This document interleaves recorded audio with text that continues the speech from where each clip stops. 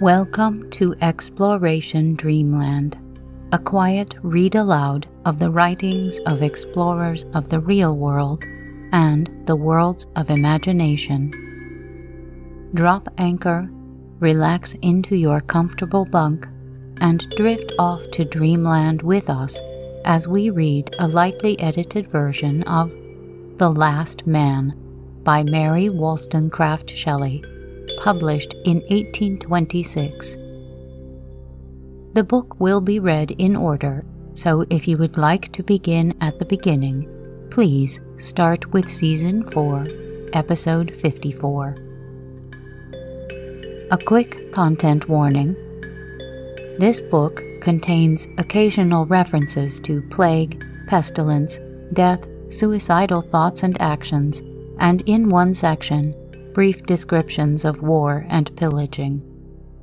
We will try to include specific warnings in the episode descriptions, but if you prefer to avoid these topics altogether, we recommend re-listening to our previous seasons or rejoining us for our next book. If you would like to stay in touch between episodes, you can follow us on Instagram or Facebook at Exploration Dreamland. If you have a moment to leave us a review on Apple Podcasts, it would help other listeners find us. You can also hear our episodes on YouTube. If you are listening there, please like our episodes and leave a comment for us. We'd love to hear from you. Now, take a deep breath in, and as you exhale, relax any tension in your muscles. Close your eyes, snuggle into your sleeping space, and listen to tonight's tale.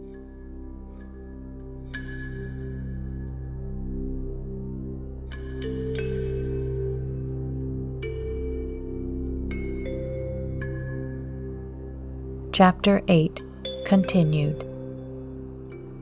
Where was the plague? Here, everywhere, one voice of horror and dismay exclaimed, when in the pleasant days of a sunny May, the destroyer of man brooded again over the earth, forcing the spirit to leave its organic chrysalis and to enter upon an untried life. With one mighty sweep of its potent weapon, all caution, all care, all prudence were leveled low. Death sat at the tables of the great, stretched itself on the cottager's pallet, seized the dastard who fled, quelled the brave man who resisted.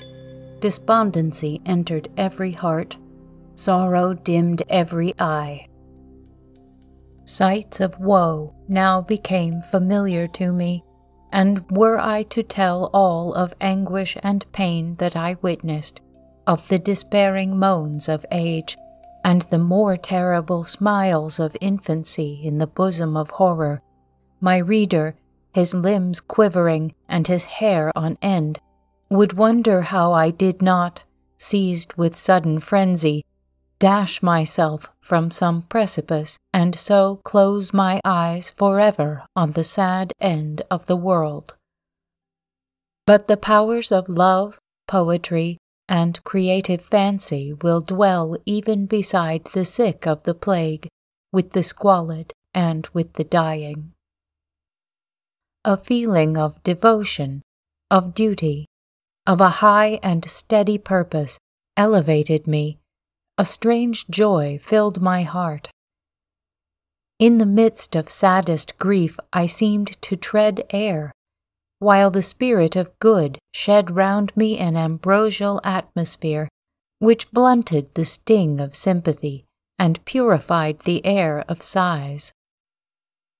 If my wearied soul flagged in its career, I thought of my loved home, of the casket that contained my treasures, of the kiss of love and the filial caress, while my eyes were moistened by purest dew, and my heart was at once softened and refreshed by thrilling tenderness. Maternal affection had not rendered Idris selfish. At the beginning of our calamity she had, with thoughtless enthusiasm, devoted herself to the care of the sick and helpless. I checked her, and she submitted to my rule. I told her how the fear of her danger palsied my exertions, how the knowledge of her safety strung my nerves to endurance. I showed her the dangers which her children incurred during her absence, and she at length agreed not to go beyond the enclosure of the forest.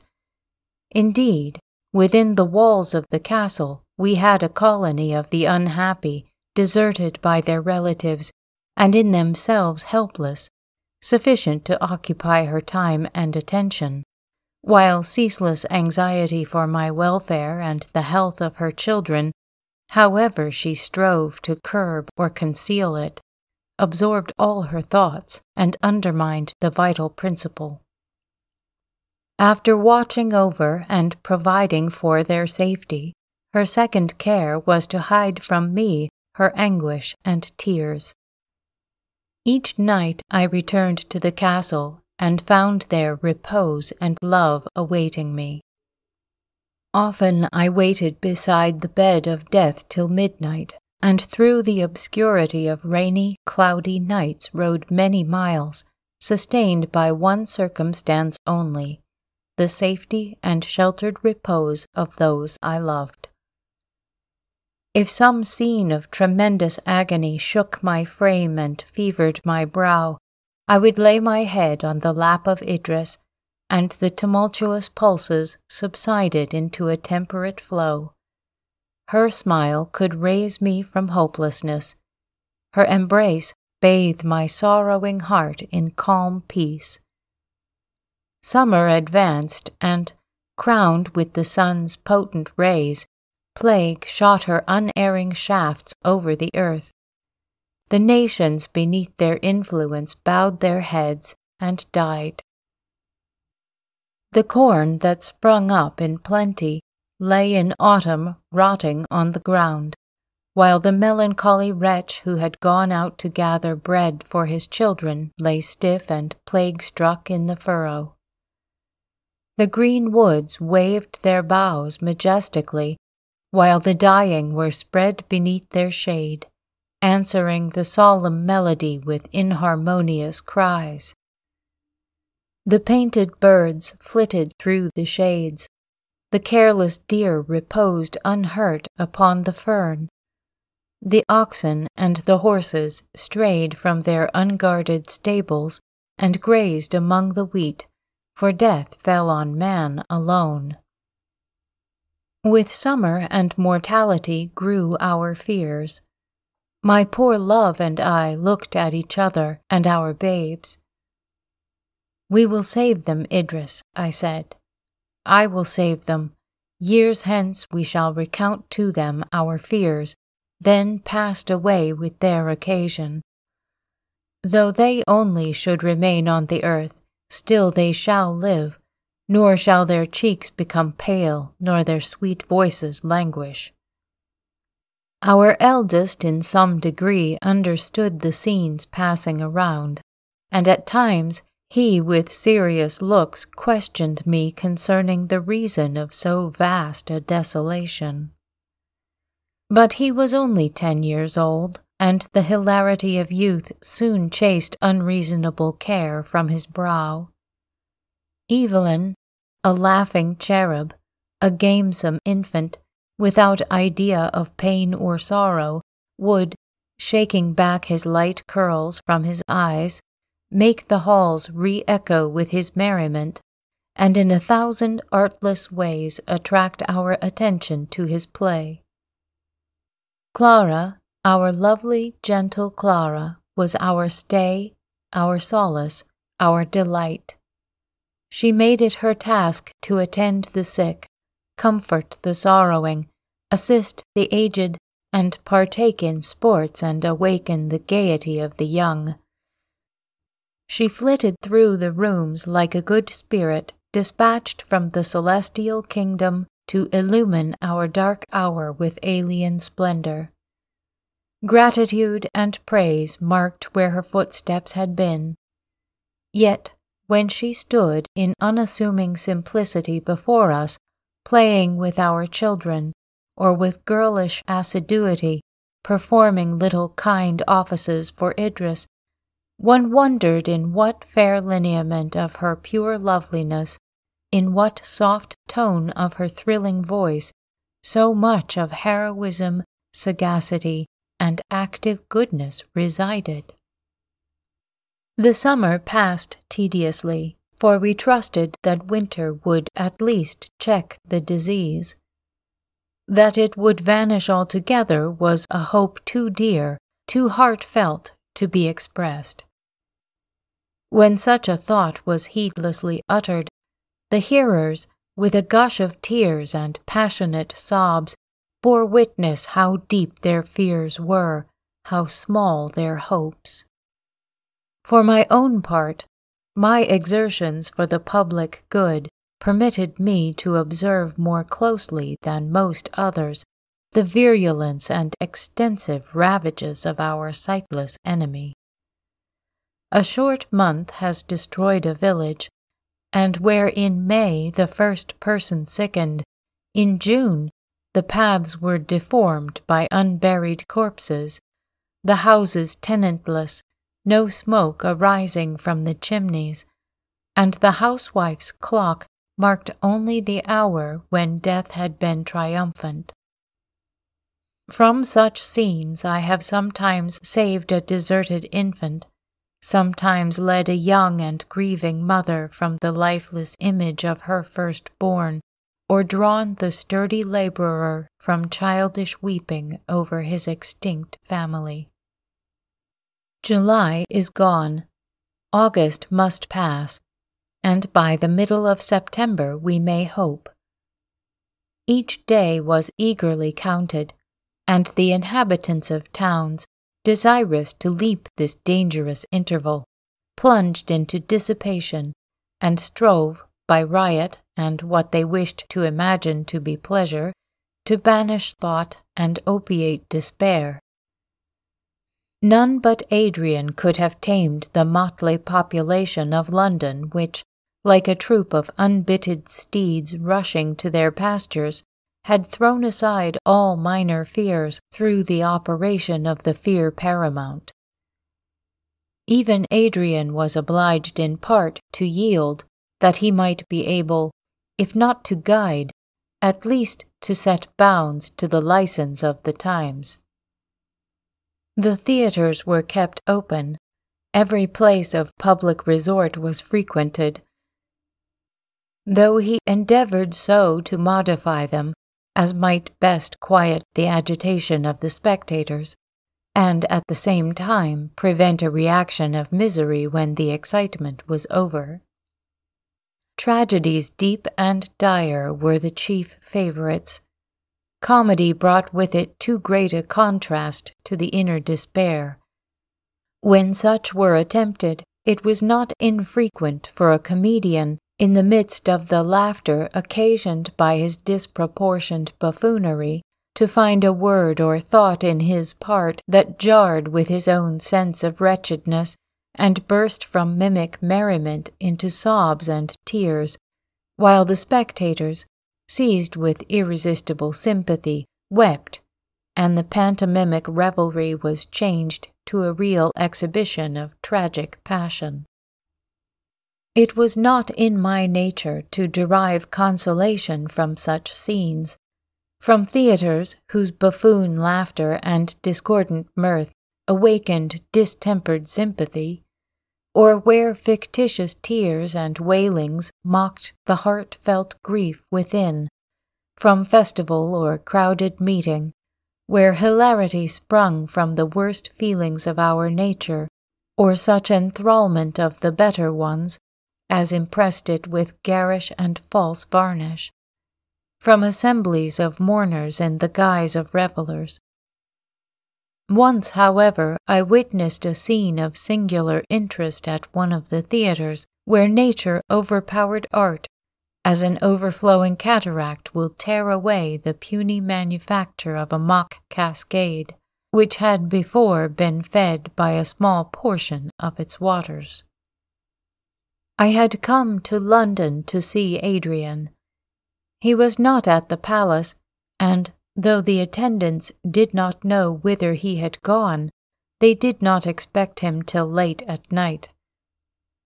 It was between 6 and 7 o'clock, a fine summer afternoon, and I spent my leisure hours in a ramble through the empty streets of London, now turning to avoid an approaching funeral, now urged by curiosity to observe the state of a particular spot.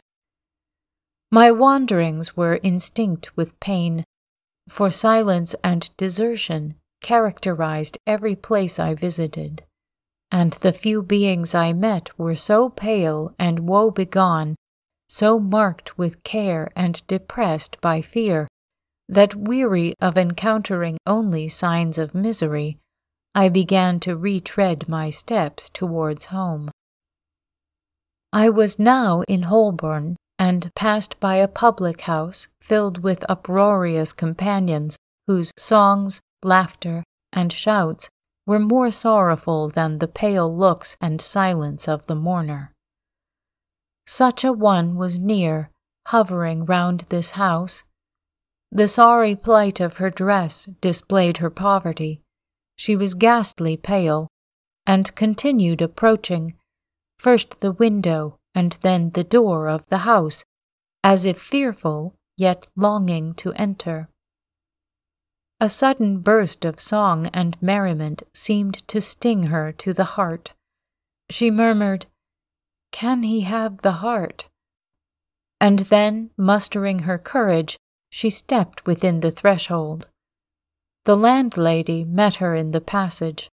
The poor creature asked, "Is my husband here? Can I see George?" "See him?" cried the woman. "Yes, if you go to him. Last night he was taken with the plague, and we sent him to the hospital." The unfortunate inquirer staggered against a wall. A faint cry escaped her. "Oh, were you cruel enough," she exclaimed, "to send him there?" The landlady meanwhile hurried away, but a more compassionate barmaid gave her a detailed account, the sum of which was that her husband had been taken ill after a night of riot and sent by his boon companions with all expedition to St. Bartholomew's Hospital. I had watched this scene, for there was a gentleness about the poor woman that interested me. She now tottered away from the door, walking as well as she could down Holborn Hill, but her strength soon failed her. She leaned against a wall, and her head sunk on her bosom, while her pallid cheek became still more white. I went up to her and offered my services. She hardly looked up. "You can do no good," she replied. "I must go to the hospital, if I do not die before I get there." There were still a few hackney coaches accustomed to stand about the streets, more truly from habit than for use. I put her in one of these, and entered with her that I might secure her entrance into the hospital. Our way was short, and she said little, except interrupted ejaculations of reproach that he had left her, exclamations on the unkindness of some of his friends, and hope that she would find him alive. There was a simple, natural earnestness about her that interested me in her fate, especially when she assured me that her husband was the best of men, had been so till want of business during these unhappy times had thrown him into bad company. "He could not bear to come home," she said, "only to see our children die. A man cannot have the patience a mother has with her own flesh and blood." We were set down at St. Bartholomew's, and entered the wretched precincts of the house of disease. The poor creature clung closer to me, as she saw with what heartless haste they bore the dead from the wards, and took them into a room whose half-opened door displayed a number of corpses, horrible to behold by one unaccustomed to such scenes. We were directed to the ward where her husband had been first taken, and still was, the nurse said, if alive. My companion looked eagerly from one bed to the other, till at the end of the ward she espied, on a wretched bed, a squalid, haggard creature, writhing under the torture of disease. She rushed towards him, she embraced him, blessing God for his preservation. The enthusiasm that inspired her with this strange joy blinded her to the horrors about her, but they were intolerably agonizing to me. The ward was filled with an effluvia that caused my heart to heave with painful qualms. The dead were carried out, and the sick brought in, with like indifference. Some were screaming with pain, others laughing from the influence of more terrible delirium. Some were attended by weeping, despairing relations, others called aloud with thrilling tenderness or reproach on the friends who had deserted them, while the nurses went from bed to bed, incarnate images of despair, neglect, and death. I gave gold to my luckless companion. I recommended her to the care of the attendants. I then hastened away, while the tormentor, the imagination, busied itself in picturing my own loved ones stretched on such beds, attended thus. The country afforded no such mass of horrors. Solitary wretches died in the open fields, and I have found a survivor in a vacant village, contending at once with famine and disease. But the assembly of pestilence, the banqueting hall of death, was spread only in London. I rambled on, oppressed, distracted by painful emotions.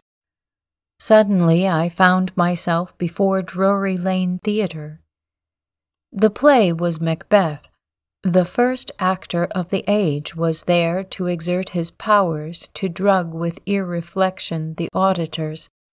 Such a medicine I yearned for, so I entered. The theatre was tolerably well filled. Shakespeare, whose popularity was established by the approval of 4 centuries, had not lost his influence even at this dread period, but was still ut magus, the wizard to rule our hearts and govern our imaginations. I came in during the interval between the 3rd and 4th act. I looked round on the audience.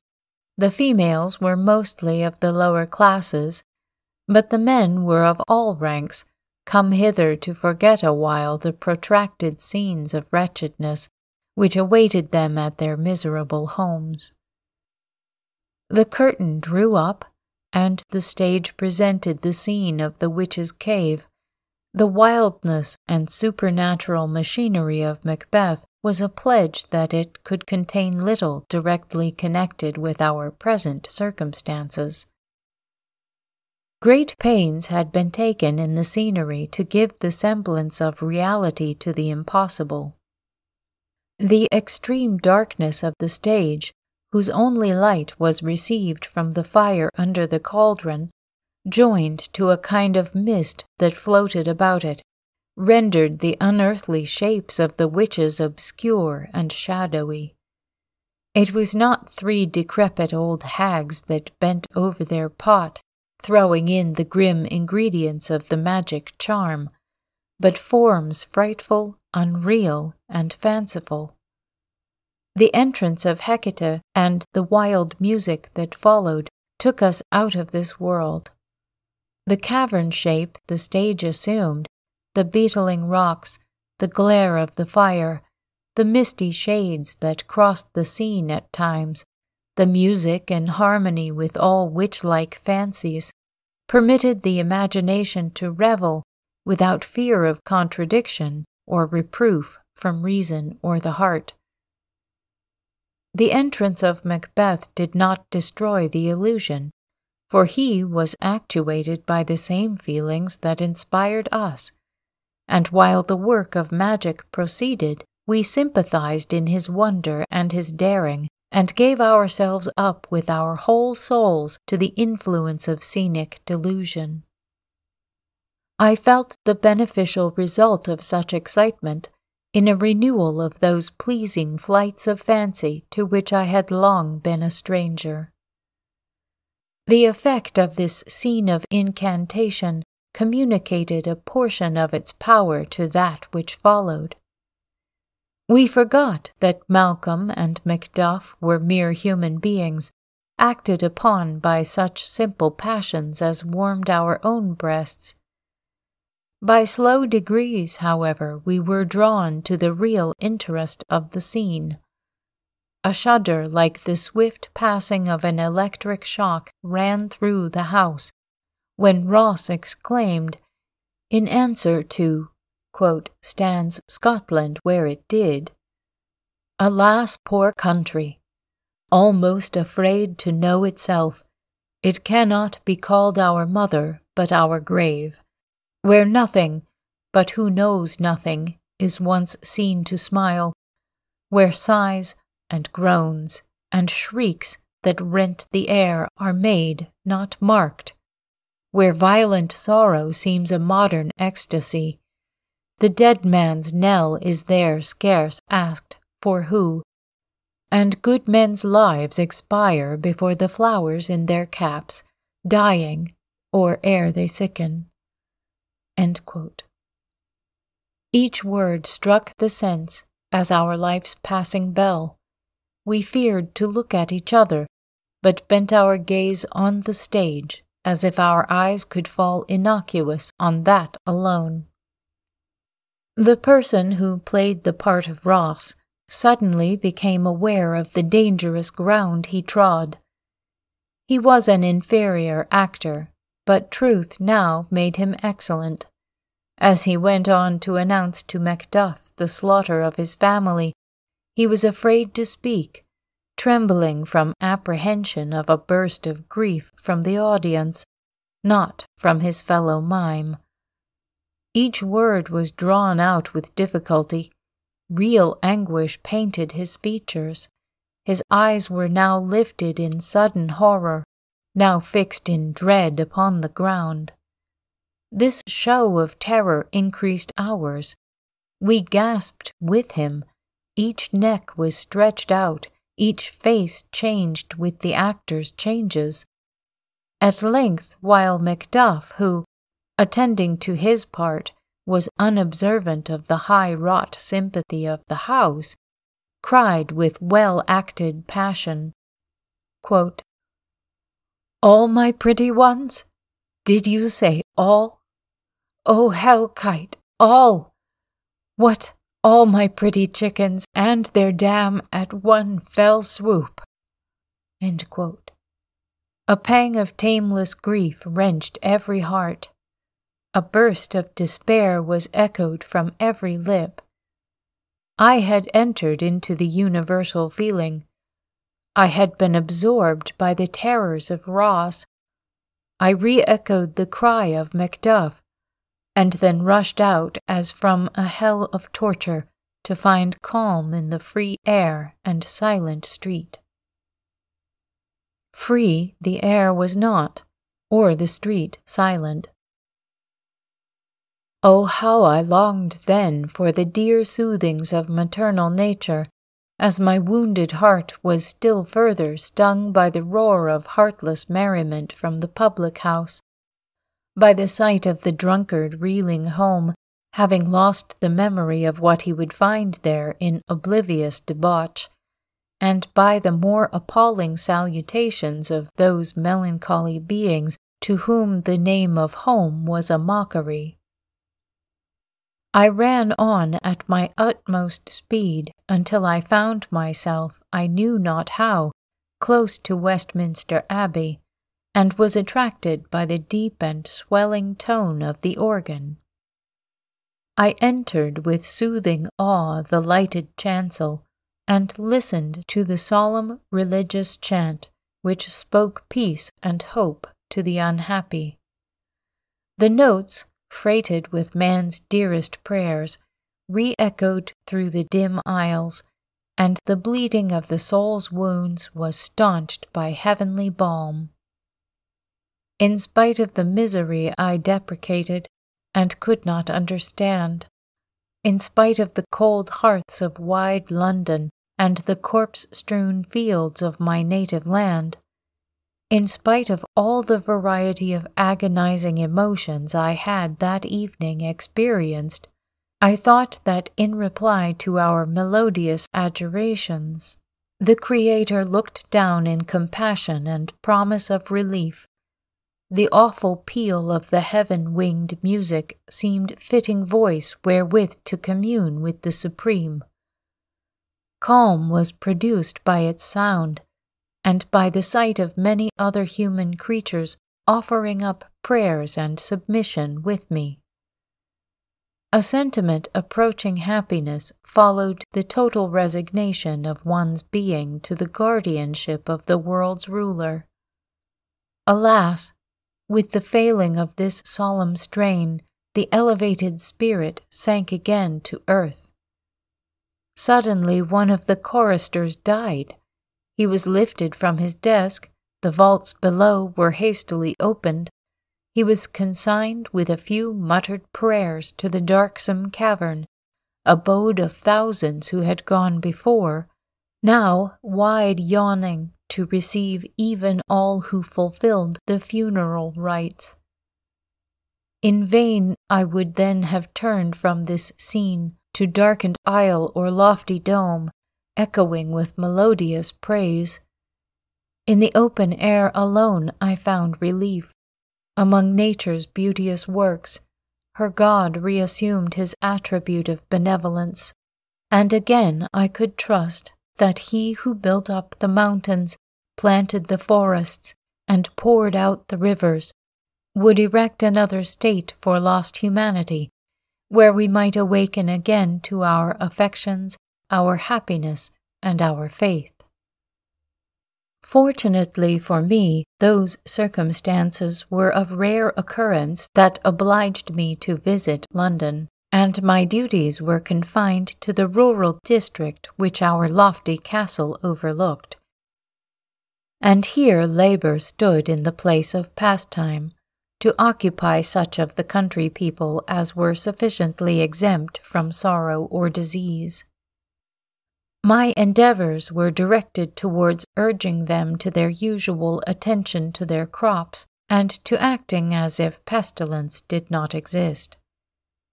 The mower's scythe was at times heard, yet the joyless haymakers, after they had listlessly turned the grass, forgot to cart it. The shepherd, when he had sheared his sheep, would let the wool lie to be scattered by the winds, deeming it useless to provide clothing for another winter.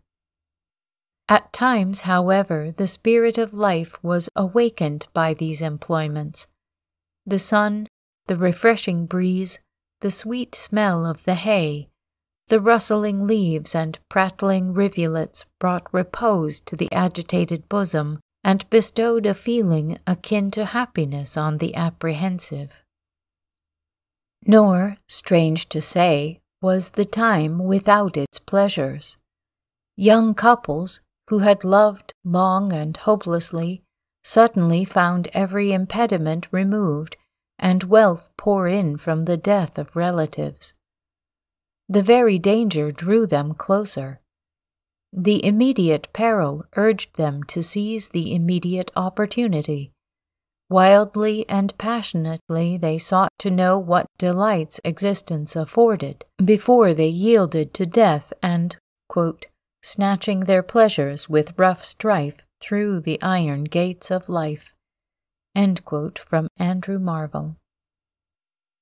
They defied the conquering pestilence to destroy what had been, or to erase even from their deathbed thoughts the sentiment of happiness which had been theirs.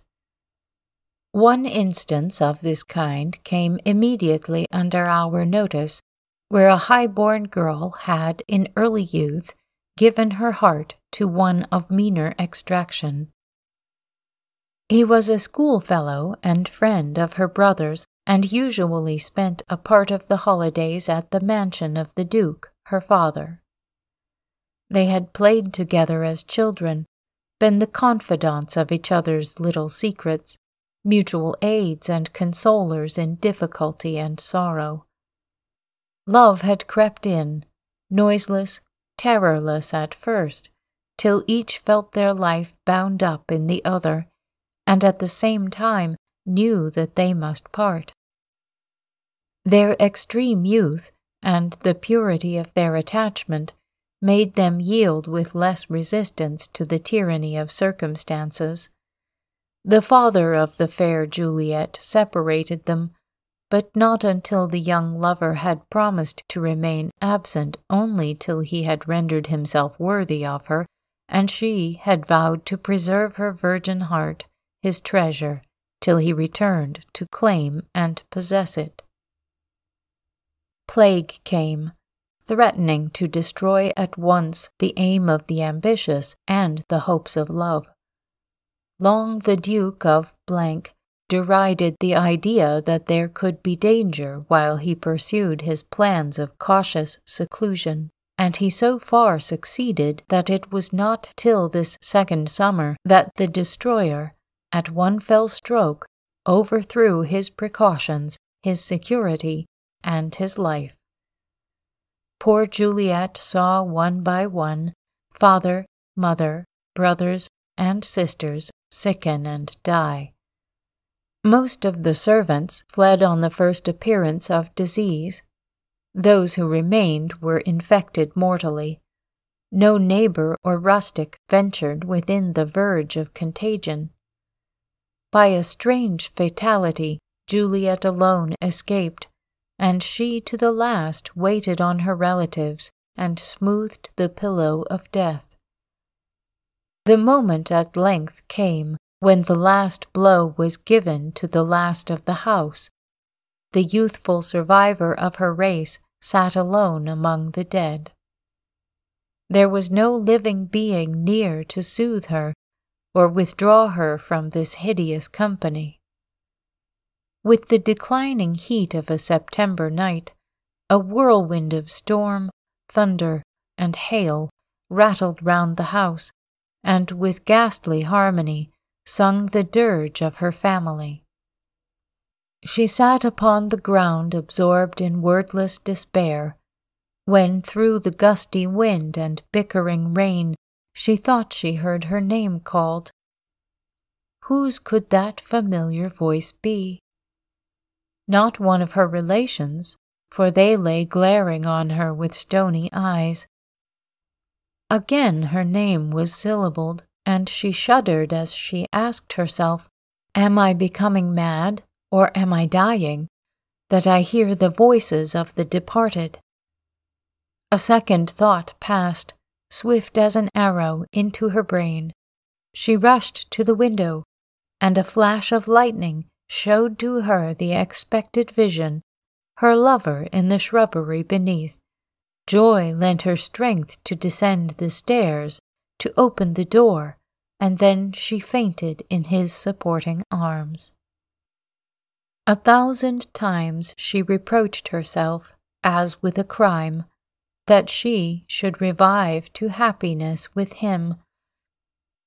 The natural clinging of the human mind to life and joy was in its full energy in her young heart. She gave herself impetuously up to the enchantment. They were married, and in their radiant features I saw incarnate for the last time the spirit of love, of rapturous sympathy, which once had been the life of the world. I envied them, but felt how impossible it was to imbibe the same feeling now that years had multiplied my ties in the world. Above all, the anxious mother, my own beloved and drooping Idris, claimed my earnest care.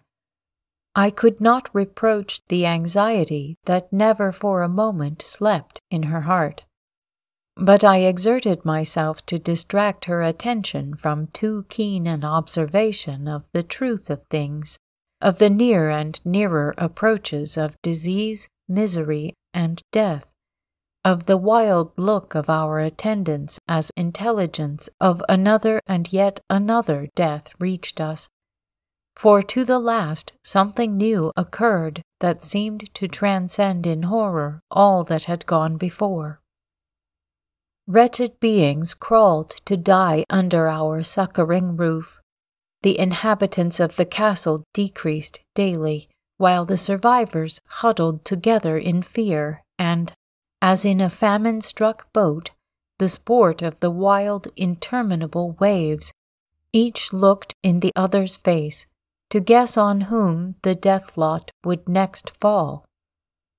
All this I endeavored to veil, so that it might least impress my Idris, yet, as I have said, my courage survived even despair. I might be vanquished, but I would not yield. One day, it was the 9th of September, seemed devoted to every disaster, to every harrowing incident. Early in the day, I heard of the arrival of the aged grandmother of one of our servants at the castle. This woman had reached her 100th year. Her skin was shriveled, her form was bent and lost in extreme decrepitude. But as still from year to year she continued in existence, outliving many younger and stronger, she began to feel as if she were to live forever. The plague came, and the inhabitants of her village died.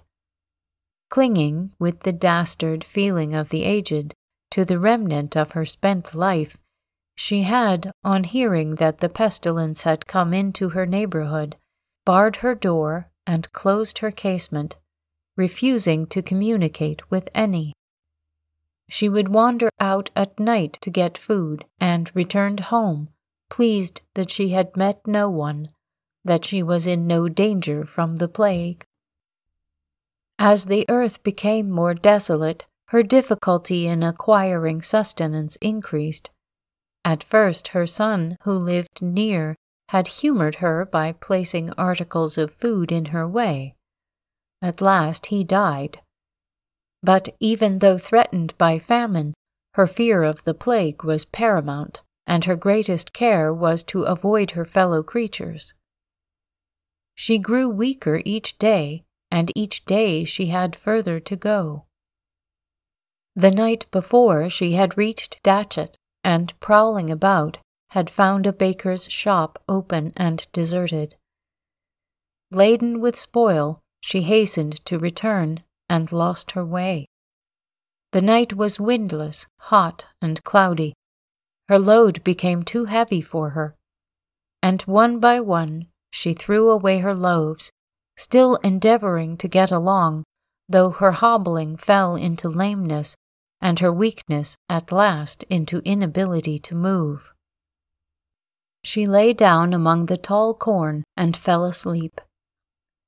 Deep in midnight she was awakened by a rustling near her.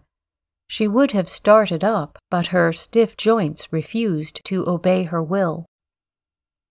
A low moan close to her ear followed, and the rustling increased. She heard a smothered voice breathe out, "Water, water," several times, and then again a sigh heaved from the heart of the sufferer. The old woman shuddered. She contrived at length to sit upright, but her teeth chattered, and her knees knocked together. Close, very close, lay a half-naked figure, just discernible in the gloom, and the cry for water and the stifled moan were again uttered. Her motions at length attracted the attention of her unknown companion. Her hand was seized with a convulsive violence that made the grasp feel like iron, the fingers like the keen teeth of a trap. "At last you are come," were the words given forth, but this exertion was the last effort of the dying. The joints relaxed, the figure fell prostrate. One low moan, the last, marked the moment of death. Morning broke, and the old woman saw the corpse, marked with the fatal disease, close to her. Her wrist was livid with the hold loosened by death. She felt struck by the plague. Her aged frame was unable to bear her away with sufficient speed, and now, believing herself infected, she no longer dreaded the association of others, but, as swiftly as she might, came to her granddaughter at Windsor Castle, there to lament and die. The sight was horrible.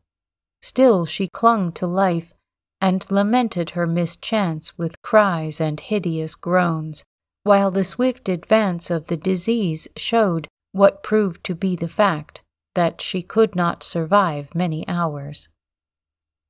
While I was directing that the necessary care should be taken of her, Clara came in. She was trembling and pale, and when I anxiously asked her the cause of her agitation, she threw herself into my arms, weeping and exclaiming, "Uncle, dearest uncle, do not hate me forever. I must tell you, for you must know, that Evelyn, poor little Evelyn—" Her voice was choked by sobs. The fear of so mighty a calamity as the loss of our adored infant made the current of my blood pause with chilly horror. But the remembrance of the mother restored my presence of mind. I sought the little bed of my darling. He was oppressed by fever, but I fondly and fearfully trusted, that there were no symptoms of the plague. He was not 3 years old, and his illness appeared only one of those attacks incident to infancy. I watched him long. His heavy, half-closed lids, his burning cheeks and restless twining of his small fingers. The fever was violent, the torpor complete. Enough, without the greater fear of pestilence, to awaken alarm. Idris must not see him in this state. Clara, though only 12 years old, was rendered, through extreme sensibility, so prudent and careful, that I felt secure in entrusting the charge of him to her, and it was my task to prevent Idris from observing their absence. I administered the fitting remedies, and left my sweet niece to watch beside him, and bring me notice of any change she should observe. I then went to Idris, contriving in my way plausible excuses for remaining all day in the castle, and endeavoring to disperse the traces of care from my brow. Fortunately, she was not alone. I found Merivale, the astronomer, with her. He was far too long-sighted in his view of humanity to heed the casualties of the day, and lived in the midst of contagion unconscious of its existence. This poor man, learned as Laplace, guileless and unforeseeing as a child, had often been on the point of starvation, he, his pale wife and numerous offspring, while he neither felt hunger nor observed distress. His astronomical theories absorbed him. Calculations were scrawled with coal on the bare walls of his garret.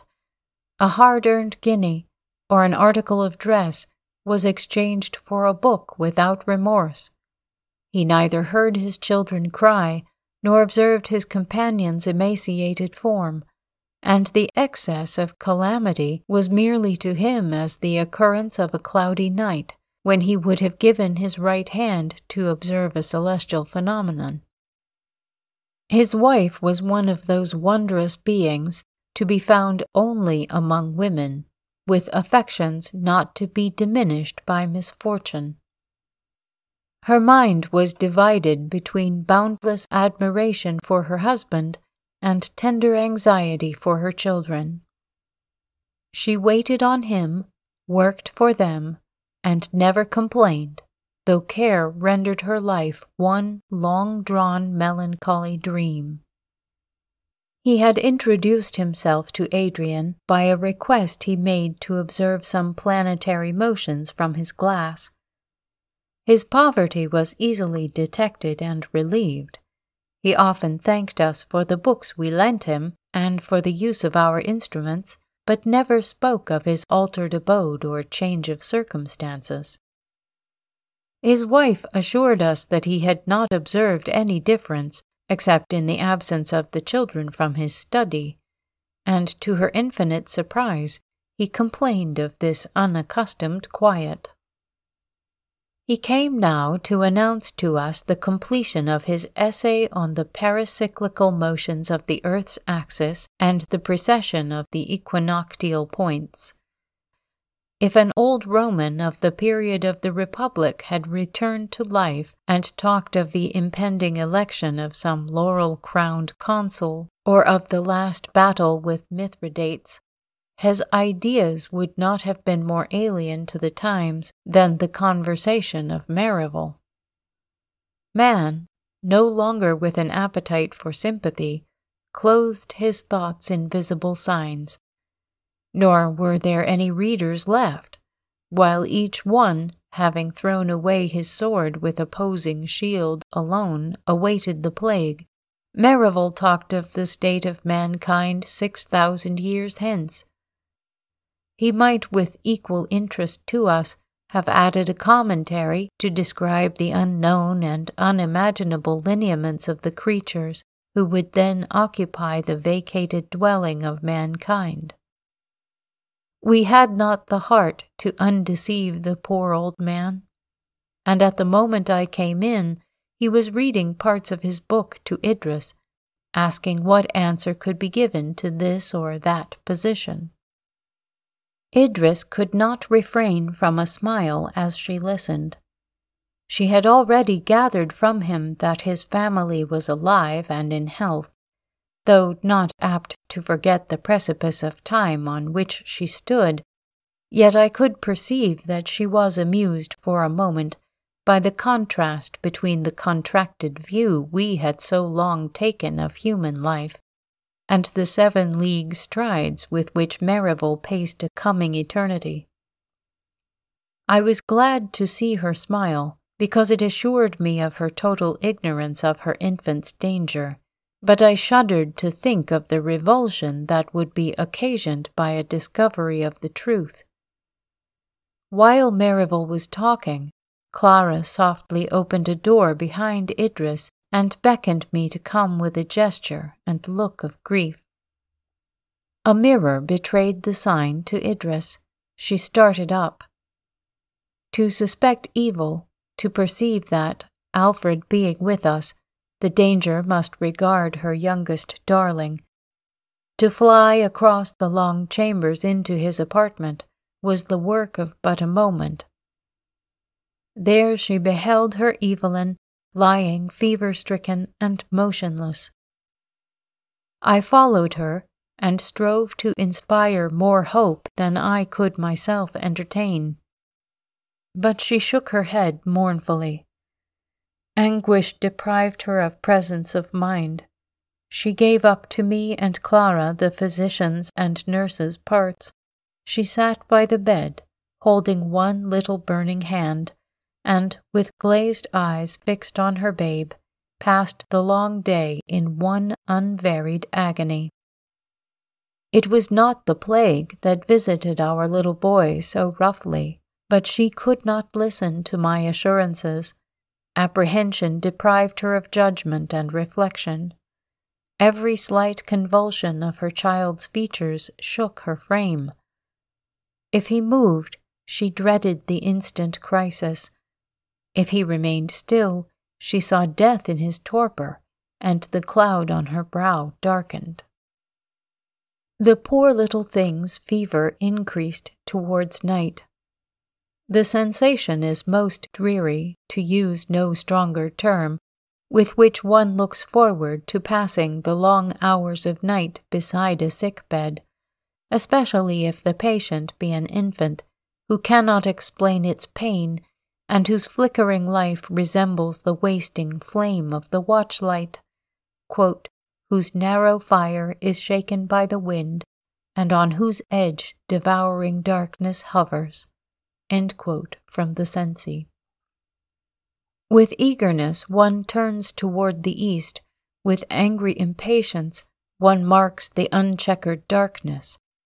The crowing of a cock, that sound of glee during daytime, comes wailing and untunable, the creaking of rafters and slight stir of invisible insect is heard and felt as the signal and type of desolation. Clara, overcome by weariness, had seated herself at the foot of her cousin's bed, and in spite of her efforts, slumber weighed down her lids. Twice or thrice she shook it off, but at length she was conquered and slept. Idris sat at the bedside, holding Evelyn's hand. We were afraid to speak to each other. I watched the stars. I hung over my child. I felt his little pulse. I drew near the mother. Again I receded.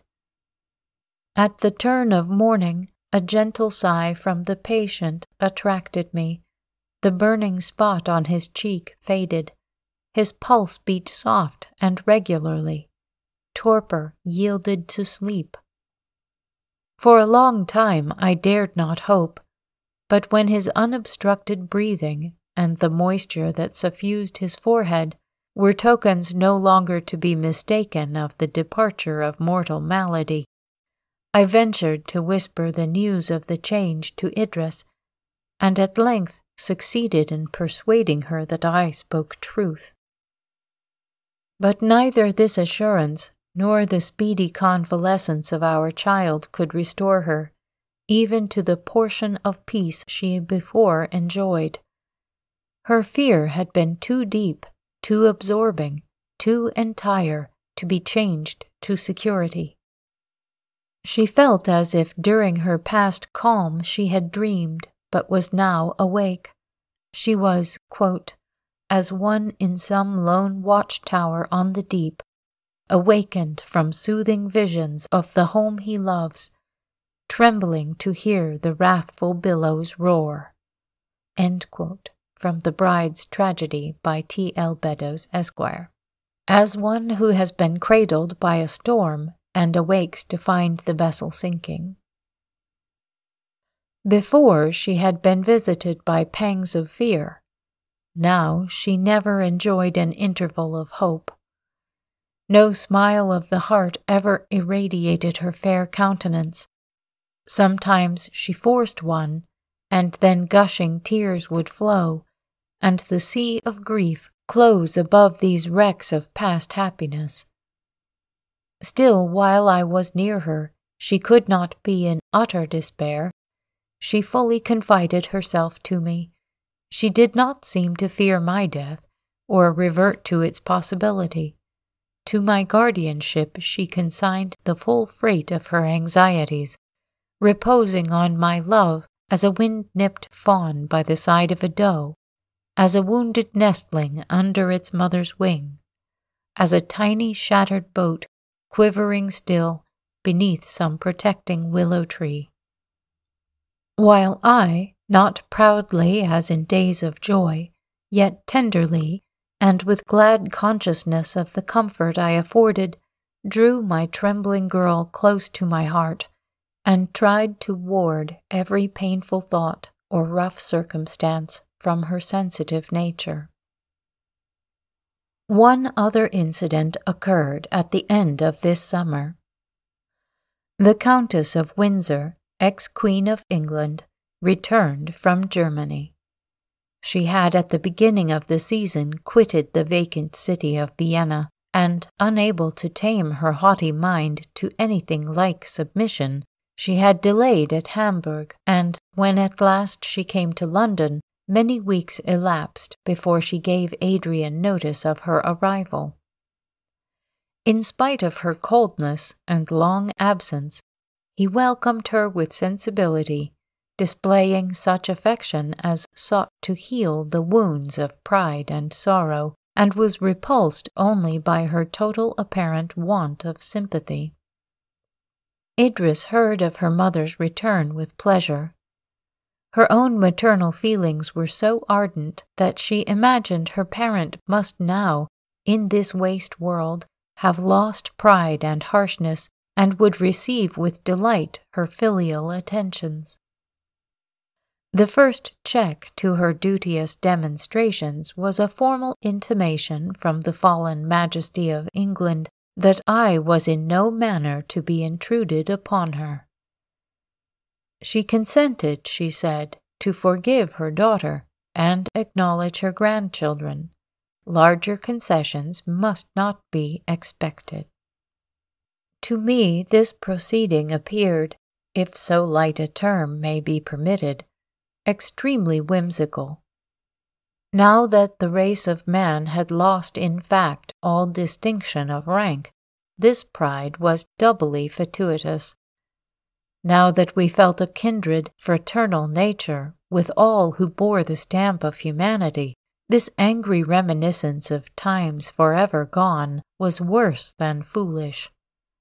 Idris was too much taken up by her own dreadful fears to be angry, hardly grieved, for she judged that insensibility must be the source of this continued rancor.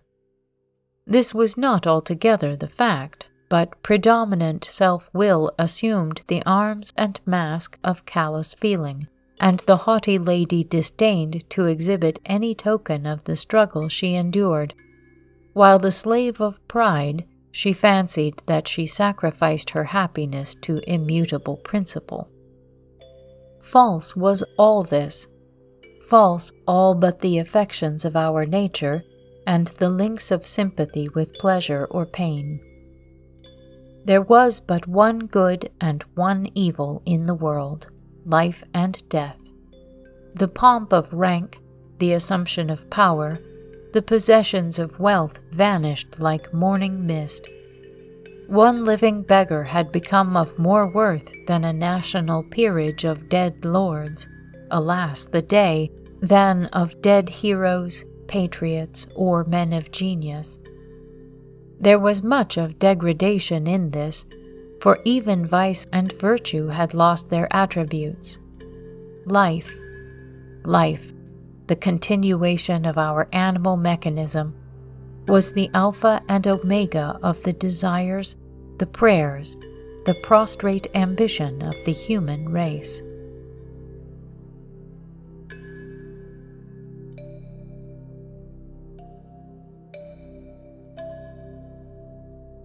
Stay tuned for the next segment from The Last Man by Mary Wollstonecraft Shelley.